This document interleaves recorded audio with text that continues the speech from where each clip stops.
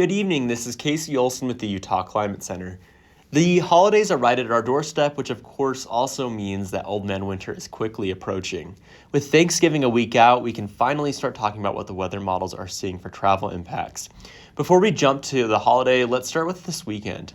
After an impressive week of precip ended our quiet early November, we see several more storm systems on the horizon. First off, we'll start the weekend with continued unsettled weather. The North sees things clear out by Saturday while the cutoff low meanders towards the Four Corners region. We'll see a brief break in the weather before we get a storm tracking in from the northwest, likely just grazing the northern border next Tuesday. This will bring some cold, albeit dry air as it tracks in across the continent before reaching us. I have seen moisture trend slightly upwards the past few days, so the very northern regions could squeeze out a few flakes. All right, now for the spicy part.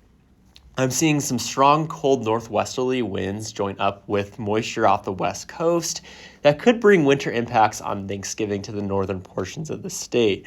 This is something to watch very closely because the northern Wasatch is right on the edge of this system. We're far enough out that even a slight change in the trajectory will result in drastically different conditions for us. Not what we want to see for forecast confidence. If you're traveling for the holiday, stay up to date on what forecasters are saying each day as we get closer. Temperatures for the entire state have been steadily declining with the onslaught of storms heading towards the low 50s. With the Utah Climate Center, I'm Casey Olsen.